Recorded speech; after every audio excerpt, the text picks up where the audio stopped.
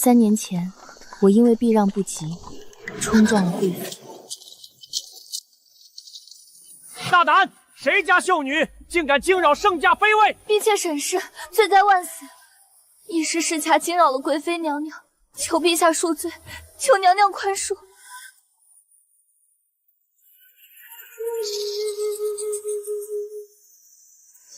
陛下，您瞧瞧，臣妾今日生辰，特意去礼佛求个如意。这沈氏早不撞晚不撞，偏要在回宫的路上触臣妾的梅子，这往后的福气，怕是全让他这一撞给撞散了。臣妾心里好生委屈。爱妃莫哭，生辰见泪，倒真是不吉利。既然爱妃不想见到沈家女，朕如你所愿，传朕旨意，此生朕永不幸沈家女。奴才领旨。入宫3年，连圣上的模样都快要记不清了。不见圣面，便没那些勾心斗角的肮飒事，安安稳稳的在这儿待一辈子，倒也落得清静。姑娘，今儿个是3月初5，贵妃娘娘的生辰，这满宫里都要闹翻天了。那些位分低的，为了弄件像样的礼物讨娘娘一笑，听说把家底都翻出来了。位分高的在那儿瞪着眼看戏，巴不得出差错。外头热闹是他们的，同我们这儿有什么关系？也是，入宫3年了，咱们落霞轩连陛下的龙袍脚都没见过，您这秀女的名分倒真成了个摆设。孙太医今日要去给柔妃请平安脉，必经御花园，我只要在那儿等着，把东西悄悄塞给他，他就能帮我把绣品带出宫，换些银子回来。不过秀女的衣服太过张扬，所以我会换成丫鬟的服装，方便行动。在这深宫里，像我这样无宠的，若没银子，怕是连口热水都喝不上，简直寸步难行。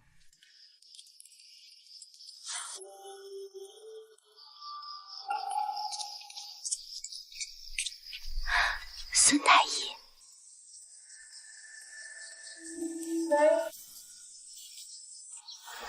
这是这半个月的，劳烦大人了。沈姑娘放心，规矩我懂，换了银子，下月此时还是这里见。多谢。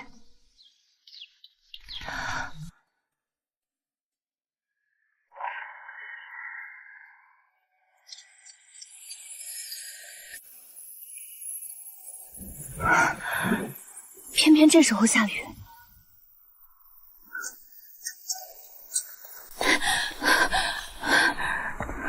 跑什么呢？叫你好几声了都没听见，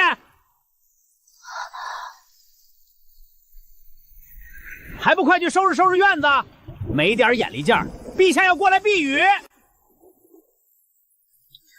我知道了，我这就去准备。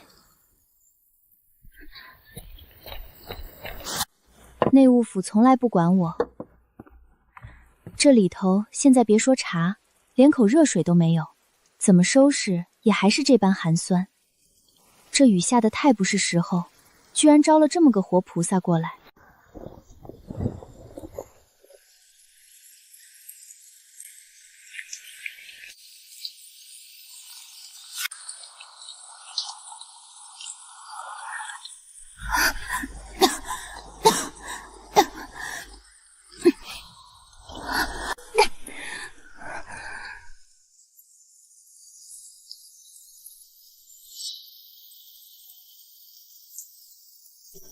你是这儿的宫女？朕在问你，你可是这里的宫女？是，奴婢是这里的宫女。你家主子呢？这落霞轩的主人姓甚名谁？主子他贵为天子，无论驾临何处，理应合宫拜见。如今天子避雨，你家主子竟然避而不出，只留你一个宫女在这儿唯唯诺诺的伺候。陛下恕罪，主子他其实是……陛下，这偏僻地儿住的只有一位秀女，姓沈。姓沈？朕上一次大选已是3年前登基之时，入宫的那10几位秀女，早已各自封了位分。怎么这种地方，倒还凭空多出来一个秀女？陛下，您忘了，3年前确实有个姓沈的秀女，不知好歹顶撞了贵妃娘娘。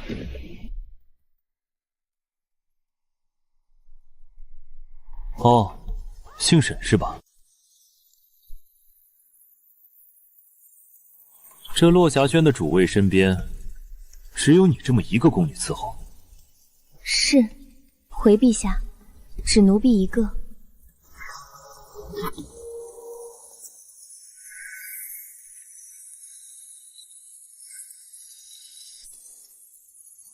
陛下圣断，君恩如山。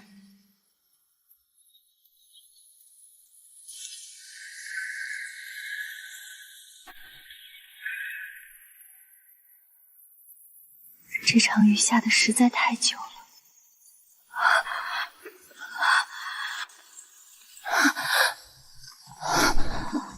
腿发麻了，头好沉。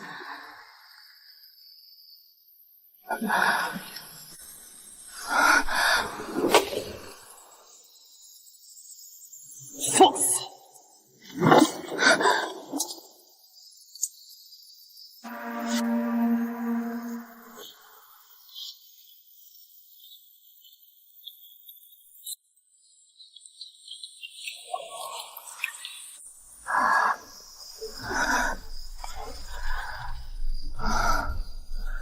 走了。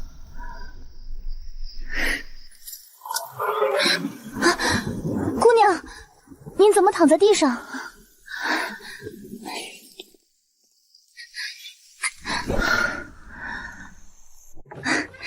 先前去了御膳房，谁知被大雨困住，紧赶慢赶，总算给您带回了这口热粥。御膳房那帮人肯给你？那些见钱眼开的奴才，只要有银子，自然好说话。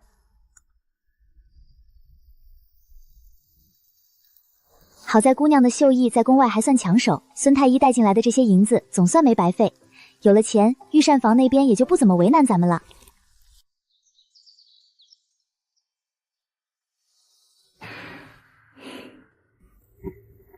云雾，外头可是有什么喜事？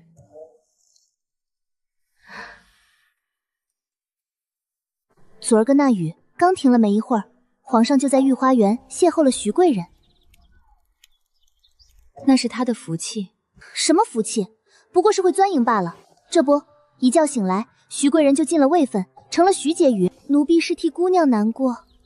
这宫里的女人啊，就像是御花园里的百花，各有各的际遇，谁都有绽放的时候。你，唯独我，此生都不会有出头之日。你是想说这个吧？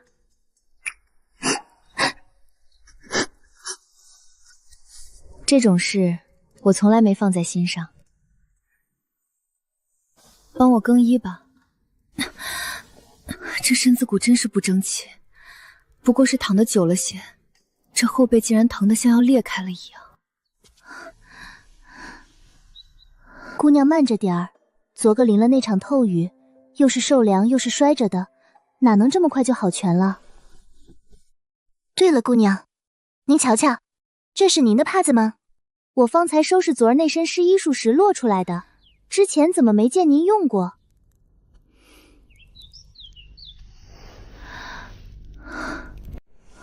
这不是我的东西。云雾，你看这料子，这是蜀锦，还是今年才上贡到内务府的头等货。这种绣工，除了御绣房，没人能绣得出来。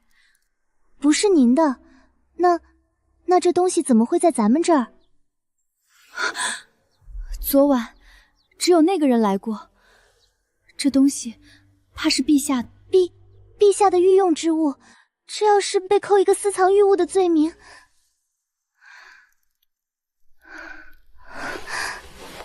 昨晚那场大雨，他突然闯进来，这东西大概就是那时落下的。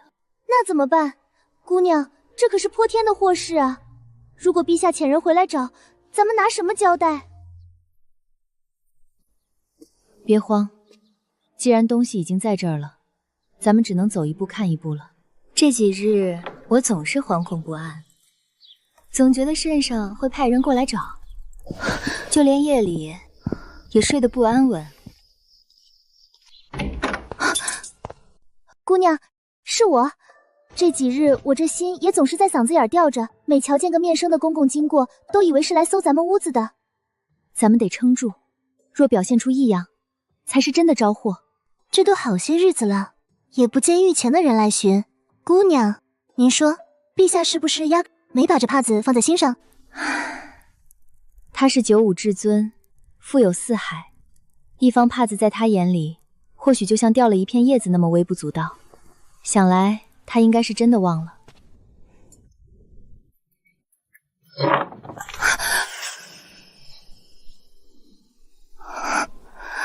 开门，是陛下。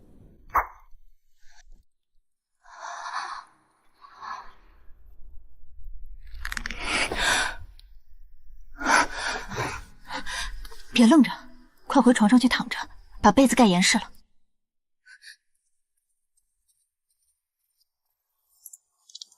那日我摔在地上，皇帝和他身边的人必然已经看清了我的脸。现在若以秀女的身份出去，那就是自投罗网。朕那日过来，丢了一方帕子，你可曾看到了？帕子，奴婢回陛下，奴婢确实在院里拾到了一方帕子。可是，一方紫色的帕子，奴婢见那料子金贵，还以为是沈秀女落下的，怕弄脏了，就先收起来了。沈秀女的，那是朕的，去拿来。是，奴婢这就去拿，请陛下稍后。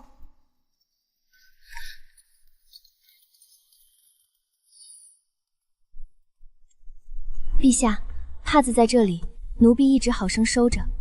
陛下您快瞧，帕子还跟新的一样，半点褶子都没落。贵妃娘娘若是知道了，心里那点火气准保立马就熄了，定会欢喜的不得了。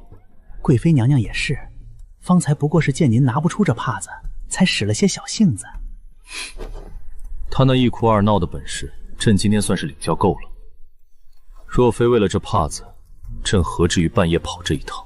想必两人闹得不欢而散，皇帝这才一路带气寻到了这里。我还是尽量降低自己的存在为好。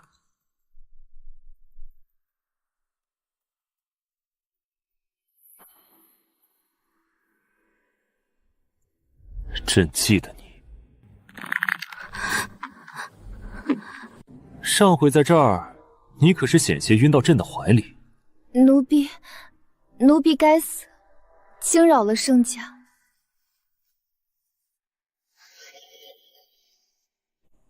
抬起头来，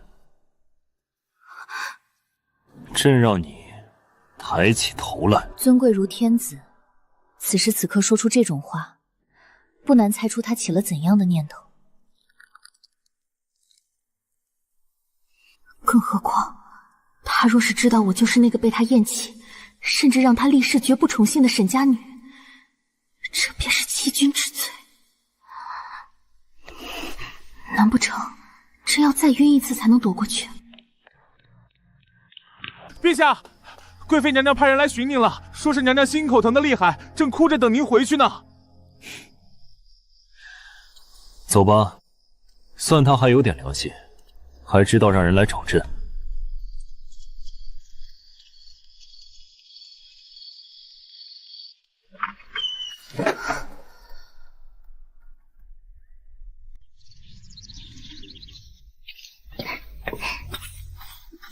姑娘，听闻这半个月，陛下天天都宿在贵妃娘娘宫里，那位徐婕妤才风光了几天啊，这就连陛下的面都见不着了，真是可惜。这后宫里的圣宠本就如镜花水月，见多了这种起伏，心里竟连半点波澜都经不起来。其实这样也不错，我母族示弱，又被皇帝亲口厌弃，注定得不到圣宠。没人记得我，反倒没人会来算计我。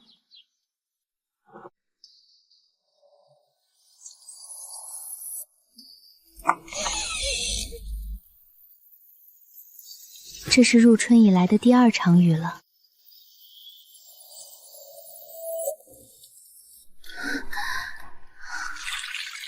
发了一整日高热，使了银子弄来的几副药都没见效，再烧下去，人怕是要废了。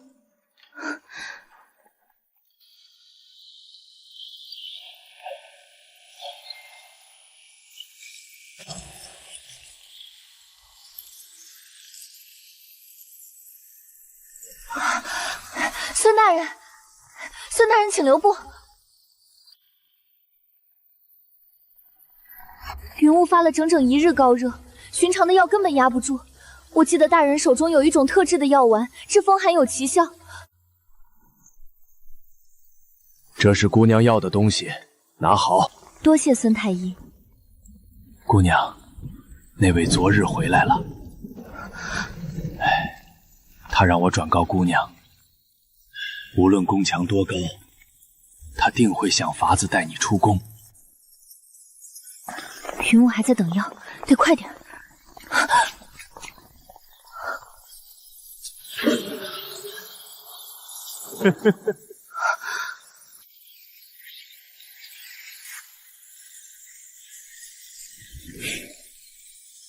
是你。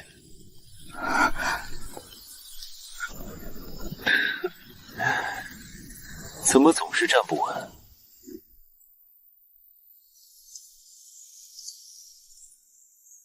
到镇上来。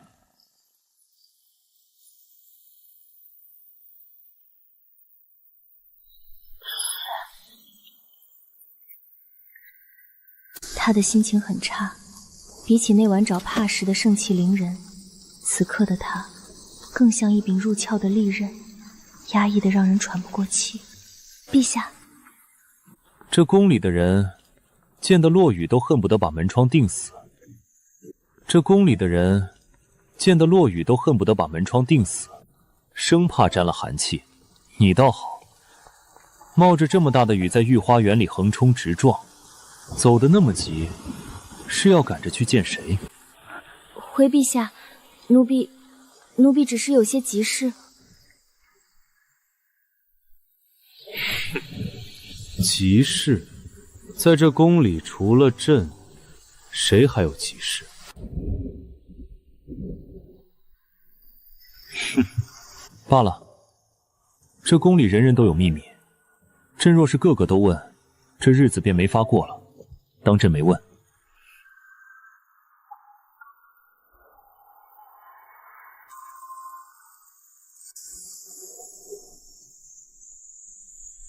朕贵为天子，富有四海，这宫里的女人见了朕，无一不是千方至计的讨好，恨不得把整颗心都掏出来捧到朕面前。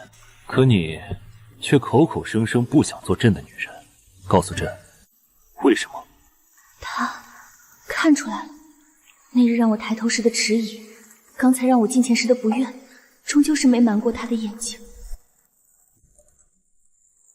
正因如此，奴婢才不敢冒犯陛下。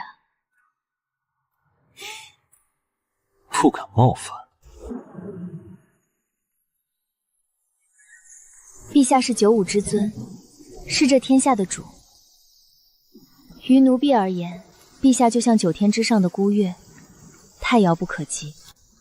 奴婢命薄，只求能在落霞轩安稳度日，实在不敢奢求那些不属于奴婢的荣华，更不敢生出冒犯之心。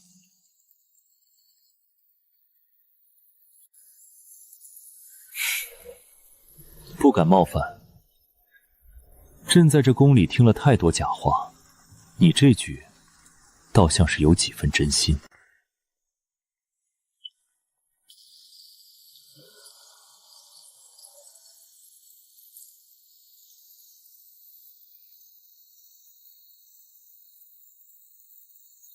去吧。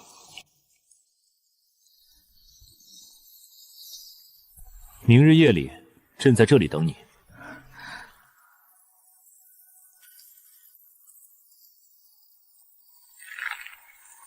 是，这一回他依旧没能看清我的模样，可他竟然一眼就认出了我，甚至让我明日再来。他是天子，或许这只是他随口的一句戏言。明日我准时赴约，等待我的可能只是空荡荡的凉亭。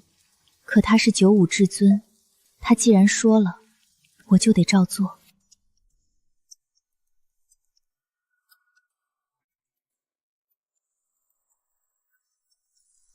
而很久以后，我才知道，这一日其实是他母妃容妃的忌日。传闻中，容妃当年官绝天下，进宫前已有心上人，却被先帝强行锁入这重重深宫，生下了如今的陛下。容妃终日郁郁寡欢，在陛下尚且年幼时，便在这金丝笼里耗尽了最后一丝命数，绝望而亡。或许是因为我在他面前表现出的那种抗拒与不愿，让他想起了那个被困了一辈子的悲苦女人。这一路走来，竟连个打瞌睡的太监都没撞见。看来，陛下是铁了心要把今晚变成一场无人知晓的幽会。他早就吩咐过了，今日此处只会有我跟他。陛下。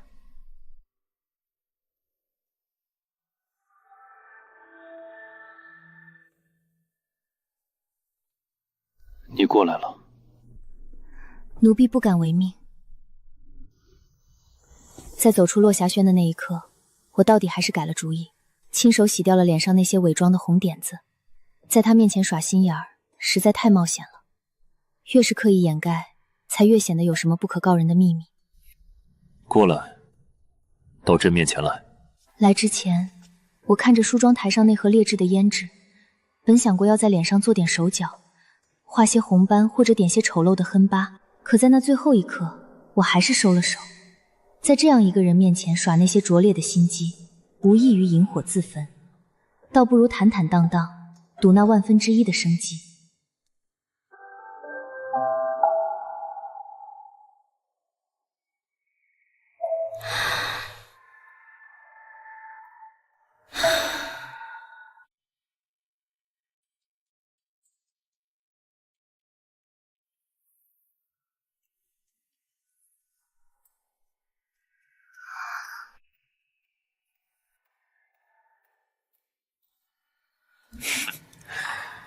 又不丑，生得这般好，为何之前总是不敢让朕看？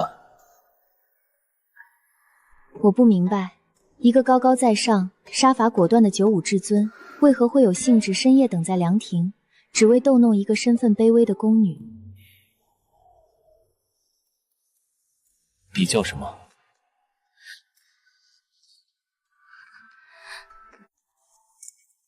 朕许你一个前程，不必在那落霞轩蹉跎了。朕准你明日便来御前伺候，如何？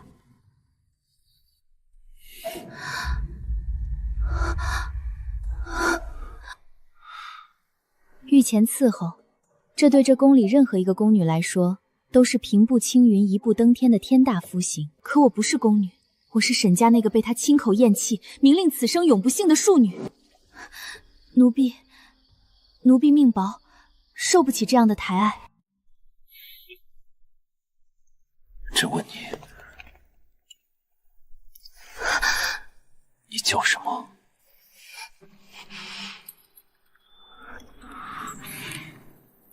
不愿意。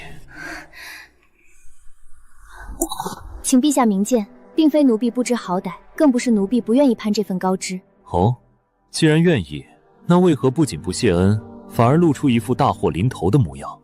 奴婢若是走了，这世上便再没人真心实意地护着她了。主仆情深，奴婢实在是舍不下她。你罢了，既然你这般重情，朕也不好做那个恶人。那你便先跟着他吧。奴婢谢陛下恩典。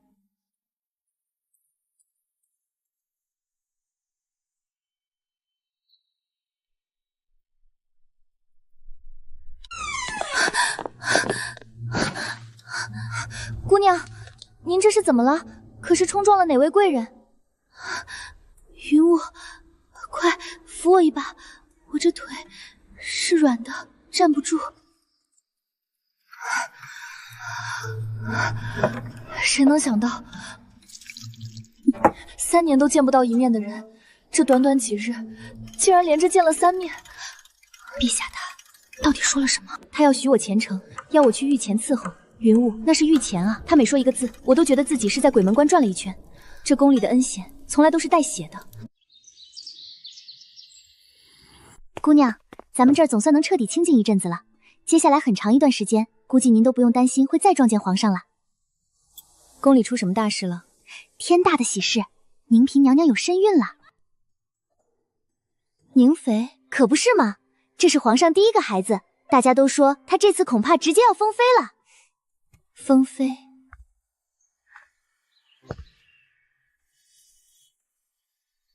云雾，你还记得选秀那会儿吗？奴婢记得，那时唯独您同她家世最差，才分在同一个院子。那时她性情温和，总被排挤，我便常常替她出头。只是这情谊太薄，经不起这宫里的风浪。后来她封了位分，而我被遣到了落霞轩。打那起，便再也没见过了。传陛下口谕，宁嫔有喜，乃大齐皇室之长，朕心甚慰，着令各宫后妃亲手缝制服物，为宁嫔母子添福。沈秀女，这可是头一份的恩典。公公辛苦，只是往年这类事，向来不必惊动落霞轩。陛下方才突然停笔，问了一句：“宫里是不是还有个秀女？”刘公公回说落霞轩还有位沈秀女，陛下沉默了半晌，最后才吩咐了一句：“此事知会那边一声。”姑娘，陛下他竟然主动提起了您。知会那边一声。原来他还没忘了，这宫里还关着一个沈家女。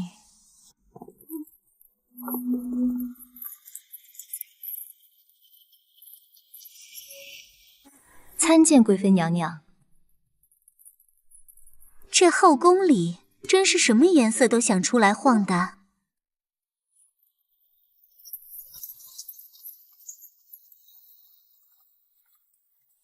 看他的面色，怕是在里头吃了鳖。如今我在他心里，怕是连半点威胁都构不成了。公公，烦请再通传一声，落霞轩沈氏求见宁嫔娘娘。沈秀女，您都站了整整1个时辰了，还没明白吗？陛下此刻正在里头陪着宁嫔娘娘用膳呢，皇上难得有这般兴致，两人正亲昵着，哪有空见您这种没位分的？原来是陛下在，怪不得贵妃娘娘方才出来时脸色那般难看。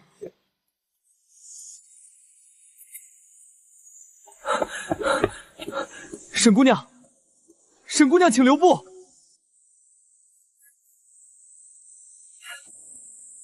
陛下方才听闻您来了，叫奴才追来，务必带句话给您。请公公明言。陛下说，您身边的宫女机灵，叫您务必好好看待她。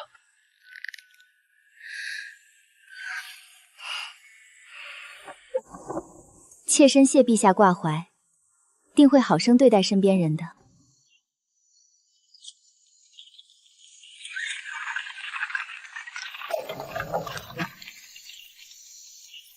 既然他也走了，这宁嫔我今日必须见他。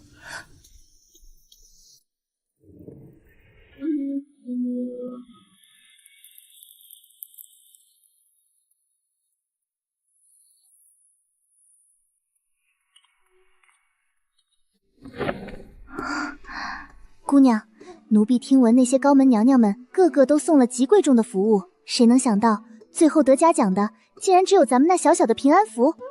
木秀于林，风必摧之。在这宫里，这嘉奖未必是好事。沈姑娘，这可是泼天的恩典。这满后宫的绣艺再好，陛下也只认了您的。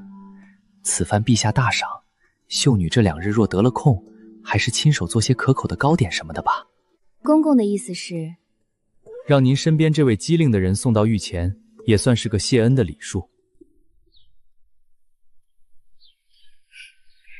多谢公公提点，这是自然，妾身省得了。听说了吗？落霞轩那个沈氏，这回可真是翻了身了。可不是嘛，各宫宝贝堆成山，陛下愣是瞧都没瞧一眼。一个被厌弃了3年的沈家女，凭什么？姑娘，您刚才听的那些人的话，他们分明是嫉妒。他们说的没错，这宫里的恩典哪有白拿的道理？交换？方才回来时，你没听见传旨的小太监说吗？封将军得胜还朝了。封将军？那位屡立奇功的封将军？皇帝龙颜大悦，要大赦天下，这恩典也落到了咱们深宫。您瞧瞧，头一个便是您的名字。姑娘，咱们能出宫了，奴婢这就去收拾东西。名次怎么到这儿就没了？怎么会没有奴婢的名字？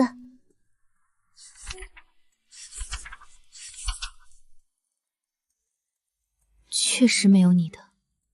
姑娘，这不对啊，早就到了出宫的年纪，怎么会不在名录里？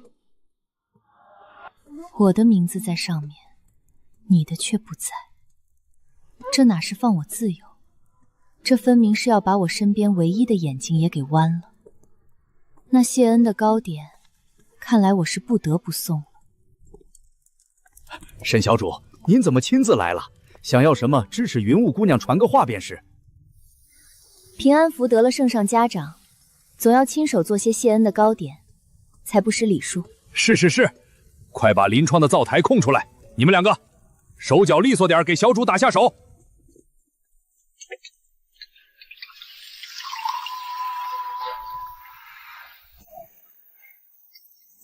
沈秀女，陛下正与封将军议事，您先去隔间候着。有劳姑娘。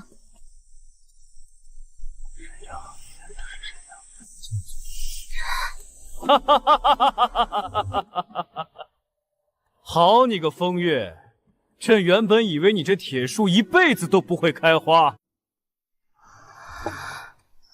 朕道你为何战功赫赫却不要奖赏，推了那么多婚事，原来是心里早藏了个人。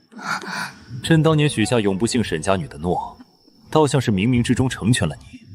风月，你瞒得可够深的。你我君臣多年，朕知你性子孤冷，难得有个放在心尖上的人，朕自然要成全。3年未见，朕只想知道，他如今过得可好，有没有受委屈？受没受委屈，朕说了可不算。巧了，他的贴身宫女此刻就在屏风的另一侧等着谢恩呢。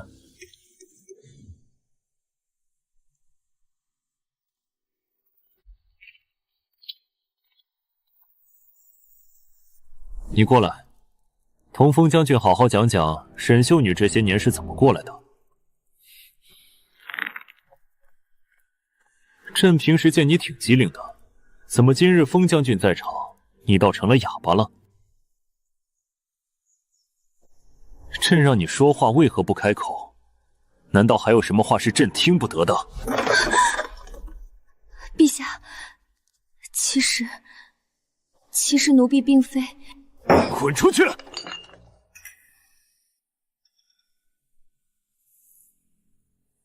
朕叫你滚出去，没听见吗？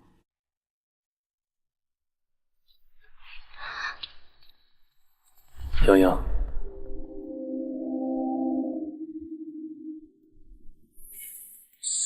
没什么。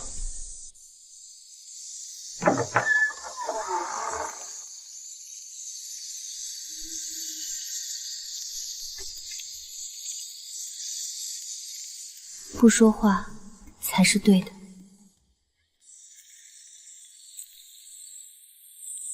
在这等了很久吧？沈阳。是。进来。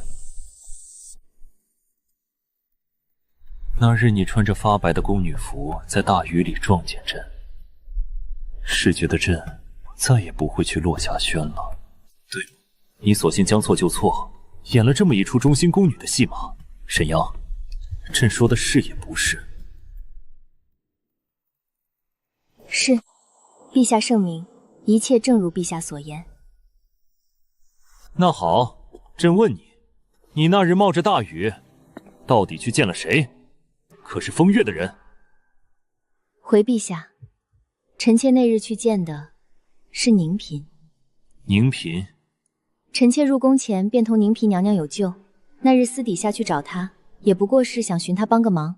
陛下若是不信，大可亲自去问宁嫔娘娘，看臣妾是否有半句虚言。借银子？你冒着杀头的风险，大雨天前出落霞轩，就为向宁妃讨几个铜板？回陛下，臣妾在落霞轩3年，炭火冷，茶水凉，无银钱打点，怕是活不到今日。有趣，当真有趣。这宫里的女人，哪个不是变着法子跟朕要恩宠、要位分？沈阳，你想要钱权，来寻朕岂不是更简单？那晚点个头，谁还敢克扣你份力？陛下恕罪，臣妾人微言轻，从未敢有此等非分之想。可惜，你现在就算后悔，也没有这个机会了。他跪求朕免你欺君之罪，赐他姻缘。朕用厌弃的你换回了将军赤胆忠心。2个月后放你出宫，回洛崖轩待着，走时别给朕丢脸。臣妾明白，陛下圣才，均无戏言。3年前如此，如今亦是。沈阳，朕倒是好奇，你同他究竟有什么渊源，值得他拿一身军功来换？大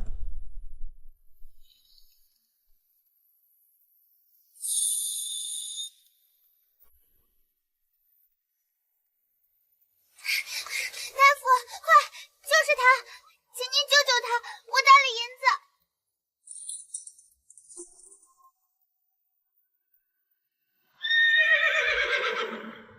此去深宫万重，你要万分珍重。祝你将来能做人上人。孙太医我会留在宫里，若有难处，只管寻他。臣妾从未想过封将军会如此，更未料孙太医说的离宫之法竟是这样。哼，他倒是个情种。朕既已许婚，你还有什么不知足的？陛下圣恩，臣妾感激不尽，只求陛下开恩，准宫女云雾随臣妾一同离宫。沈阳，你一向聪明过人，难道当真不明白？你以为他的名字为何没在名册上？是因为我，对吗？因为那夜雨中的初遇，因为深夜您来叩门寻帕子，还有前2日那场月下的闲谈。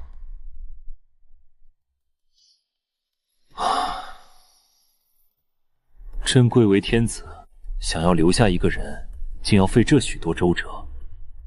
可朕万万没想到，那沈家女是你，那宫女也是你。朕金口玉言，永不姓沈家女。朕亲口赐婚，将你许给风月。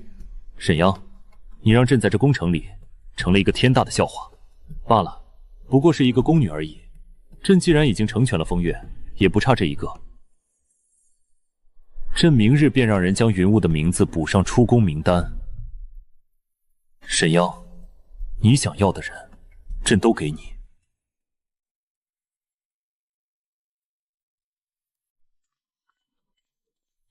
沈姑娘，这些是内务补按规矩补给您的份例，还有些是额外的赏赐，您收好。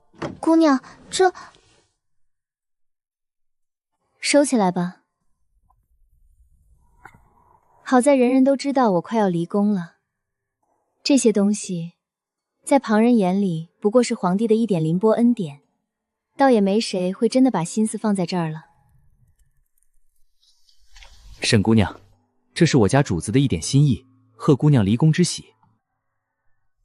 娘娘还交代了一句话，她说从今往后，您与她之间便彻底两清了。替我谢过娘娘。两清？当初若不是姑娘您在那个破院子里护着她，她哪有命活到得宠？如今送2件首饰，就想把以前的情分全抹了？情分？情分？云雾，你忘了3年前那条公道了吗？当年若非她在背后推了我那一把，我便不会在众目睽睽之下冲撞到贵妃的仪仗，更不会沦落到这落霞轩3年。人心险恶，世事无常，她以为我忘了，其实我只是在等。姑娘，难道这次陛下那边……没错，前2日我确实用此事要挟了他，让他在皇帝面前帮我圆了那个雨夜巡吟的谎，所以他才急着送这些东西来，想买断这桩旧账。好，既然他想清，那便两清。孙大人，劳烦您替我向封将军带句话。姑娘请讲。告诉他，娶我这件事到底是他吃了亏，我这破败之身，欺君之名，若他此时后悔，或许还有转圜的余地。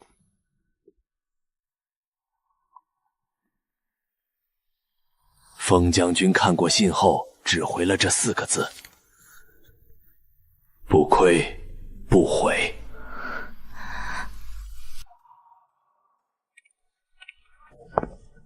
红墙黄瓦，月落衔接，眼看着大祭的日子近了，这宫里终究是逃不过这一场喧嚣。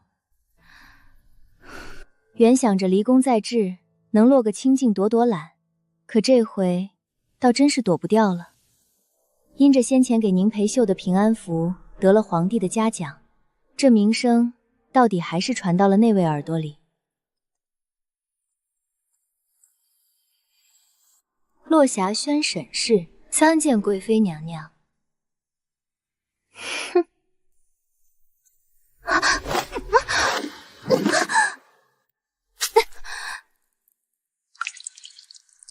哎呀，沈姑娘怎么这般不小心，在娘娘面前如此失礼？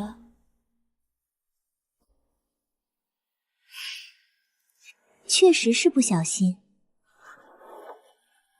陛下方才夸你绣的平安符有灵气，既然如此，你便辛苦些，给陛下和这后宫的后妃们每人都绣一个吧。臣妾领旨，谢娘娘抬爱。起吧，沈姑娘这般伏在地上，倒叫人瞧着心疼。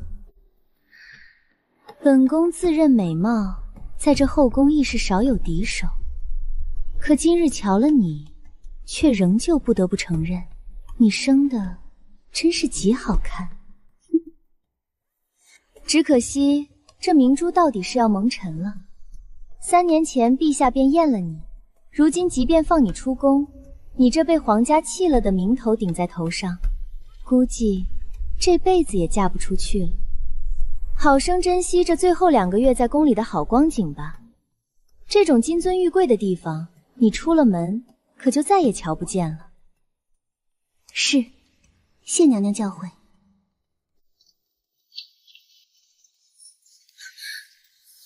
给陛下请安。在外头等着。是，在外头等着。短短5个字，透着一股不容置疑的霸道。我以为这一等又是没完没了。3年前，他为了哄贵妃，能让我跪上3个时辰。今日这赏赐这么多，怕是又要等到天黑了吧？不必等了，跟着朕。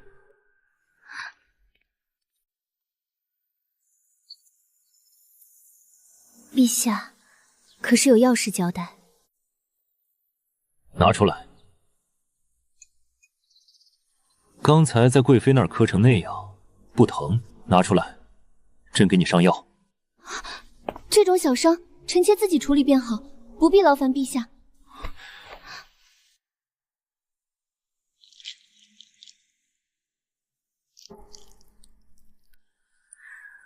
这宫里的女人个个都娇惯得很，莫说摔了这一跤，就是掉根头发都要跑到朕面前百般委屈，变着法子求朕怜惜。你倒好，倒是对朕避之不及。所以说，陛下对臣妾其实也不过是一时新鲜罢了。等臣妾真的离了这深宫，陛下日理万机，怕是再也不会想起臣妾了。你总说朕是一时新鲜，可你凭什么断定朕不是真的看上你了，心里当真有了你？陛下，臣女惶恐。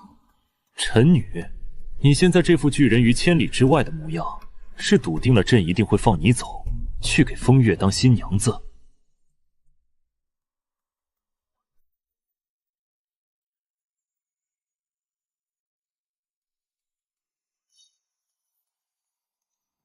陛下是九五之尊，金口玉言。封将军立下赫赫军功，陛下已当众许下承诺，想来定是说话算话的。天子一诺，万山难阻。凭什么？朕贵为天子，富有四海，难道连留下一个女人的资格都没有？朕又不是庙里的泥塑圣人，为何便不能偶尔随心所欲一次？为何朕不能给自己留一个后悔的余地？这些日子得了赏赐，手里宽裕了，御膳房送来的东西也比从前好了不少。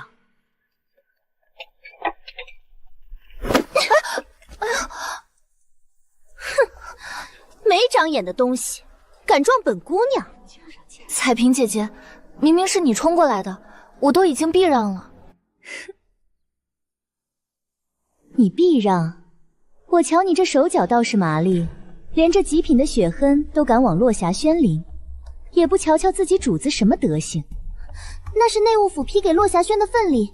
嘿，什么份礼？徐婕妤前些日子才得了圣宠，这正是吃缺补品的时候，非说是你们落霞轩偷拿了咱们宫里的东西，谁不知道你家那个沈秀女马上就要被圣上像扔破布一样送出宫了。一个没位位没家世的弃妃，哪配得上吃这些精细东西？你胡说！我家姑娘是圣上亲赐的恩典，你不过是个仗势欺人的奴才，凭什么羞辱我家姑娘？还敢还嘴！来人，给我撕了这丫鬟的嘴！本宫当是什么金贵地带，原来竟是这种连耗子都嫌寒串的破落户。落霞轩简陋，惊扰了婕妤娘娘的圣驾，不知娘娘带着这么些人破门而入，有何见教？你手下的宫女不知尊卑，冲撞了本宫的大宫女，把她交出来，本宫今日要亲自好好治治她，教教她这宫里的规矩。婕妤娘娘怕是误会了，哼，还愣着干什么？把这不知尊卑的小蹄子给我押走！领命。娘娘带人强闯落霞轩，不问青红皂白就要拿人，这是准备滥用私刑。哼，滥用私刑？沈秀女，你是不是忘了自己的身份？本宫是正经的婕妤，你无品无阶，在这宫里连名分都没有。别说是治你手下的宫女，本宫今日便是连你一起打了，传出去也无人会说本宫半句不是。还不快些将人押走！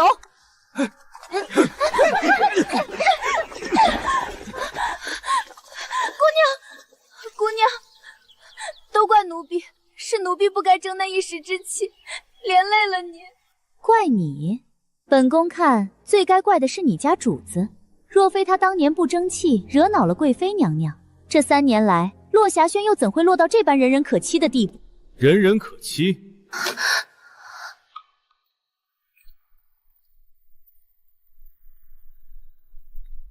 说他的位分在你之上呢，你还敢如此吗？陛下，臣妾只是……出去！往后不准再踏进落霞轩半步，更不准再来叨扰沈央。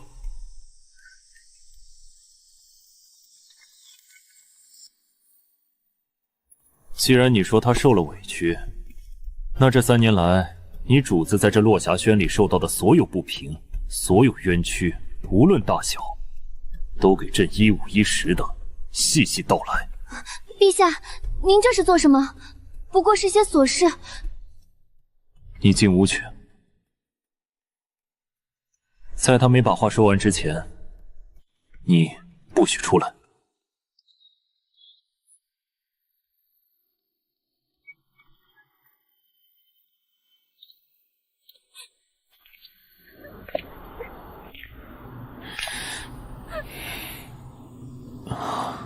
抱歉。陛下，陛下何故说出这样的话？这实在是折煞臣女了。朕今日听了那宫女的话，才知道这3年来，落霞轩竟是这般光景。陛下的一句话，便能决定无数人的前途与命运，甚至生杀女夺皆在您一念之间。臣女能得陛下今日这一生怜惜，已是几辈子修来的运气，又怎敢让陛下致歉？朕方才在院中所说，字字句句皆是认真的。只要你想，只要你敢，朕今日便能封你。陛下，陛下，您是这座宫城的主人，是天下万民的主宰，在这重重深宫里，臣女不过是千百个影子中的一个，实在太微不足道了。况且，离出宫的日子已近在咫尺，民女如今只想安稳度日，不想再多生出什么事端了。朕差点忘了，朕许诺贵妃在前，应运风月，赐婚在后。沈阳，你是要出宫的人了。姑娘，听说陛下那天回去以后雷霆大怒，惩治了好多人。徐婕妤连降3级，如今成了徐才人了。就连贵妃娘娘那边也受了冷落，整整1个月了，陛下都没踏足过这后宫一步。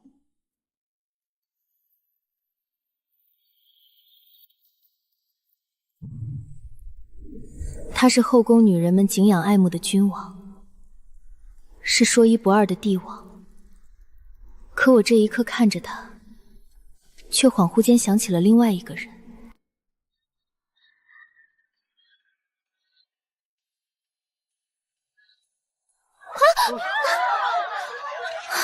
姑娘，你也是来看花灯的。今夜人多，小心些，别挤着了。那时候的他笑起来像是3月的春风，而现在的他终究是这深宫的主人了。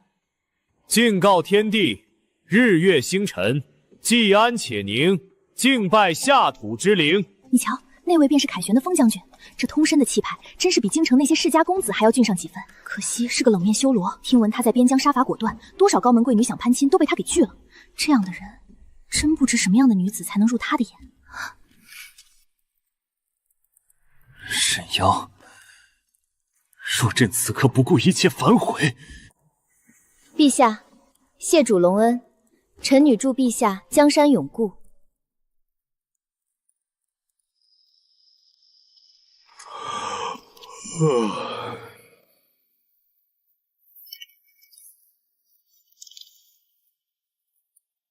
公公，这是落霞轩送来的平安符，烦请呈给娘娘。行了行了，娘娘今日累得够呛，早就歇下了。这大半夜的，也就你们这些没名分的还得四处奔波。累些也好，他们疲了便没心思见我，反倒省了许多口舌。沈姑娘，您可算来了，陛下在里头等着您呢。等我，刘公公，这不合规矩。唉，在这宫里，陛下的话就是规矩。姑娘请吧。臣女给陛下请安，这是各宫要的平安符，最后一批已绣好了。这披风很衬你，朕的眼光果然一直没错。谢陛下赏赐。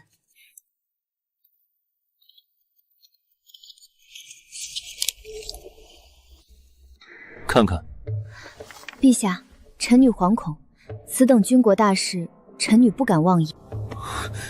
大局已定，这算哪门子军国大事？这是风月今日送来的请婚折子，他在里头言辞恳切，说与你相识于微时，求朕成全。眼看着月底就要到了，他立了那么大的军功，朕身为九五至尊，竟然连一个像样的回绝理由都找不到。沈阳，你告诉朕，朕到底该怎么办？不如你来求求朕。怎么求？怎么求？像后宫里的那些女人一样，想方设法讨好朕，取悦朕。只要你肯点头，沈阳，朕的心到底有多软，全看你今晚的本事。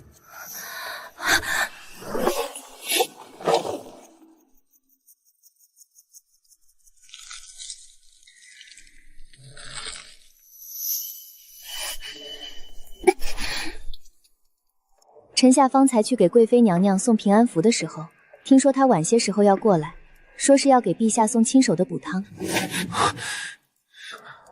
陛下向来情深，定然不会辜负贵妃娘娘的这份心意，对吧？就如同3年前那般。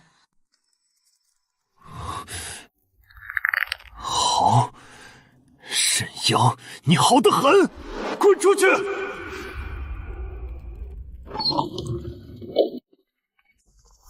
听说了吗？圣旨下了，陛下封落霞轩那位成了静安县主，还恩准他在宫中待嫁。这可真是破天荒的头一遭，这么一来，倒成了名正言顺的皇家恩典，谁还敢提他曾是皇帝的宫妃？姑娘，您瞧，这珍珠大如龙眼，这赤金头面臣的压手，真好，真好！奴婢原本以为这辈子就要陪着您死在那落霞轩了，真好，姑娘，这辈子奴婢还能看您穿上这一身正正经经的红嫁衣。是啊，真好。这确实令人唏嘘，可我明白，这对我来说已经是再好不过的结局了。贵妃同他情起年少，在外人眼里那是泼天的恩宠，可到了如今，那点情分怕是早已被这权谋消耗殆尽了。他珍惜那方帕子，心里或许只是在想，贵妃的母族到底什么时候才会彻底倒台。他贵为天子，却活着比谁都假。为了稳固江山，他每天都要在这后宫演戏，演得好累。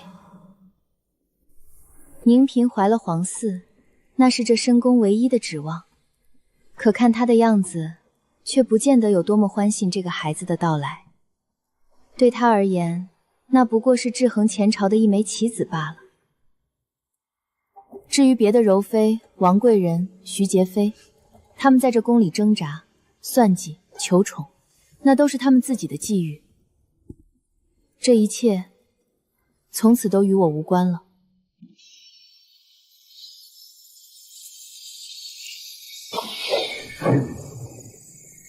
臣女沈央，叩谢陛下隆恩。今日一别，愿陛下江山永固，万岁万万岁！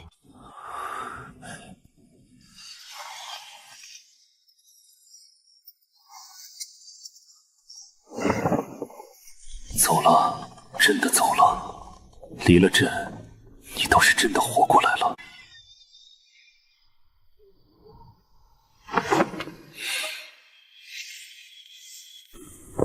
陛下，您且宽心，今儿个县主出嫁，那是举国同庆的好日子。还是陛下的眼光好，挑了这么正的红，当真是好看极了，趁着人跟画里走出来似的。好看吗？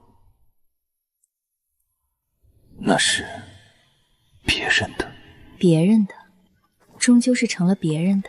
孙公公，3年前的一诺，定了我3年的凄凉。今日的一悔，却再也换不回那个在雨地里等你的沈家女了。洋洋，这几日舟车劳顿，瞧你脸色总有些苍白。回京的路上，咱们走慢些。哪有那么娇气？不过是南方的点心甜腻了些，胃口不佳罢了。去，把镇上最好的大夫请来，就在前面的客栈候着。恭喜将军，贺喜夫人。夫人这脉象沉稳有力，乃是如假包换的喜脉，已有2月余了。洋洋，你听到了吗？我们要有孩子了。姑娘，京里出大事了。是那位又有什么动向了？与此同时，宫里也传出了喜讯，皇帝的第3个孩子出世了，是个公主。帝王的爱最是薄情，信上说，现在最得宠的反而是这位才出世的3公主。是，听闻那位3公主生得粉雕玉雕，皇上爱如珍宝，只因她生得极像其母。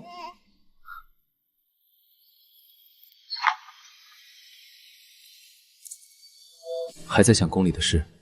我在想那位3公主的生母，听说那是个民间女子，入宫便被独宠，占尽了后宫的风头。陛下，娘娘方才传了话出来，说她如今已是罪臣之女，满身污秽，实在是无颜再见圣驾。娘娘还说，从此往后，她与陛下日渐疏远，唯愿老死不相见。随她去吧。陛下，贵妃入冷宫，后宫空虚，为了绵延社稷，请陛下重开选秀，充实列庭。朕说了，不许！朕因故人离去，悲伤难抑，谁再敢提选秀二字，朕绝不轻饶。